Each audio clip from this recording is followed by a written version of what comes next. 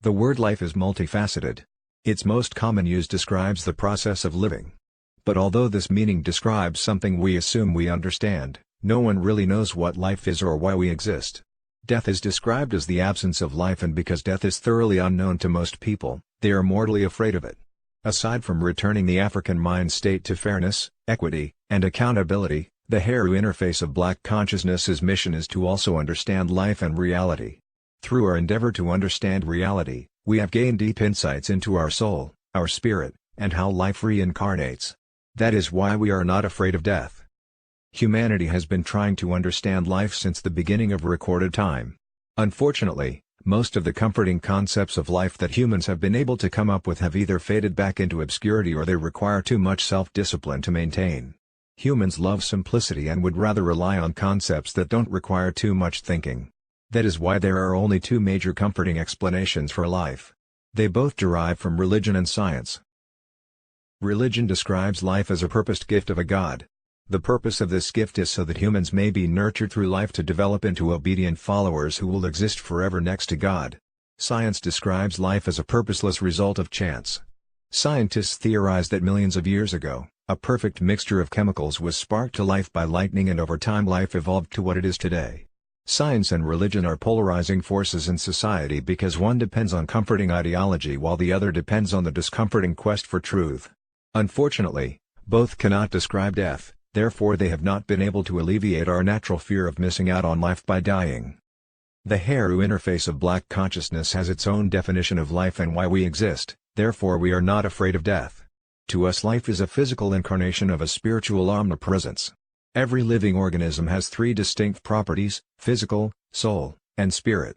Our physical self is our tangible chemical structure that is born, matures, and dies. It includes our brain. Our soul is the energy field that is generated by our living body. This energy field includes our mind. Our spirit is our omnipotent energy that is also part of the Great Spirit that is the universe.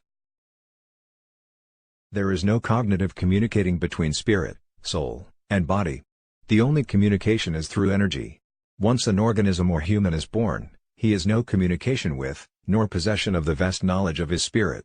His spirit knows everything that is happening to him, but the spirit does not intervene. The reason will be explained later. A human is subject to whatever the world throws at him. He could get killed at any time, or he could live to be 100 years old. He could become a rapist, murderer, drug addict, or anything that his actions produce or other people subject him to. Life is therefore what you make it. When our physical body dies, our soul's energy is released. If our soul is addicted to the pleasures of life, it will remain on earth as a ghost. If our soul is at peace, it will bond with our spirit in omnipotence. If our spirit chooses to return into life, all the memories of our soul will be nullified except in exceptional circumstances. The reasons for that are many. For instance, if we died tragically or experienced trauma in our previous incarnation, we wouldn't want to relive the experience. Also, if we were wealthy in a past life, we would feel resentment if we were born into a poor environment and might even commit suicide to play the life lottery again.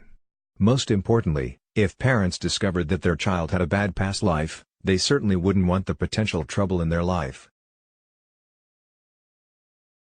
There are special instances when our spirit does directly intervene in our physical lives. Noted examples are the documented cases of people waking up out of coma and speaking a completely different or foreign language. What happens is that in order to save our physical life, our spirit de-incarnates and allows a previous soul to re-enter our physical body. This means that our previous incarnations were not bound by race, nationality, or even species. As we regain our cognitive ability, our current soul will eventually override our previous soul, which will fade back into the spiritual realm. So, wouldn't life be improved if we could carry over our past knowledge and experiences, good or bad? We do carry energy from one life to another, however those energies are solely the emotional characteristics of our soul. We all recognize soul energy in the children of other people when those children speak and act the same as a parent, even when the child may have grown up away from the parent. Unfortunately, our emotional energies are easily corrupted by the social conditions within life. Therefore, if we continue to corrupt humanity with our selfishness, greed, callous, and emotionless behaviors, the quality of life will never improve. The only way to dictate the state of humanity is to listen to our conscience, which is the energy of our spirit trying to assist our soul. Our conscience encourages us to live using fairness, equity, and accountability. When we don't listen to our conscience, we will continue to be born as pure souls who are quickly corrupted by life. We will continue to fear life and death because we never take the time to understand reality.